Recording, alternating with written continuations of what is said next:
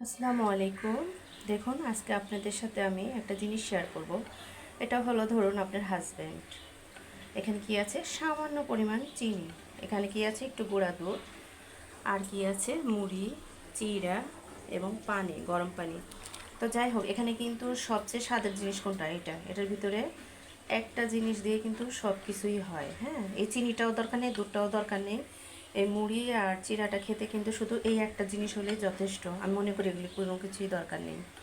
কিন্তু যদি এই জিনিসটা ভালো না হয়, আপনাকে কোথাও সম্মান না করিয়ে দেয় এবং সে সম্মান না করে, এই যে যতগুলি জিনিস দেখতেছেন, একটাও কিন্তু এখানে আসবে না। যখন এই জিনিসটা ভালো হবে, তখন এইটা, তারপরে ধরুন এইটা, তারপরে ধরুন এইটা, তারপরে ধরুন এটা মিক্সড হবে। তখন কি হবে, জিনিসটা আরও মিষ্টি হবে, মজা হবে এবং ভালো হবে, খেতেও মজা হবে, সুস্বাদু হবে, ঠিক না? তো সেম মানুষের জিনিসটাও কিন্তু এরকম।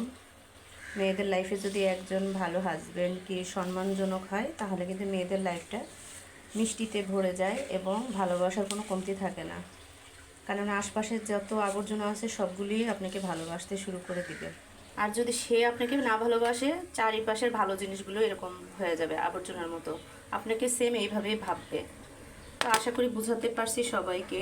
যখন আপনি ভালোবাসবেন, আপনার স্ত্রীকে সম্মান করবেন, এই আবর্জনাগুলোও কিন্তু থাকবে না, এগুলোও আপনার স্ত্রীকে ভালোবাসা শুরু করে দিবে। আসসালামু আলাইকুম। আসলে আমি অনেক কথা বলতে চাচ্ছি না। আমাকে যারা ভালোবাসে, ঠিক আছে, তাদের কাছে কিন্তু আমি এরকম প্রচুর মতো না, এরকম চুলকানি না। হ্যাঁ, যারা আমাকে ভালোবাসে তাদেরকে আমি এইরকম ভালোবাসি। দেখুন, এখানে চিনি, দুধ, আম, মুড়ি, চিড়া সব আছে। ঠিক এরকমভাবে ভালোবাসি, কারণ তারা আমাকে ঘৃণা করতে পারে না। আমি অসংখ্য তাদেরকে ভালোবাসা দিয়ে ভালোবাসা নিয়ে নিই। কিন্তু কিছু কিছু মানুষ আছে, তাদেরকে হাজার মিসড করেন না কেন, কোনো লাভ নেই। আপনার কোনো প্রশংসাই সে করবে না এবং সে আপনার ভালোটাও বুঝবে না। তা আসলে সবাই এক হয় না, এটা তার দোষ না।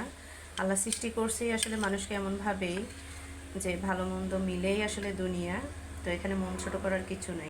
আর যারা আমাকে ভালোবাসে না, তারা জানে যে আমি সবসময় এরকম, মানে প্রচুর মতো, মানে একটু লাগলেই চুলকানি ওঠে, ঠিক আছে? তা আসলে আমি কিন্তু চুলকানির মতো না। ভালোবেসে দেখুন, এটা যখন আমি মশলা দিয়ে সব কিছুতে রান্না করব, তখন কিন্তু অনেক টেস্ট হবে, খেতে মজা হবে এবং এটা চুলকানি আছে কিনা তাও বোঝা যাবে না।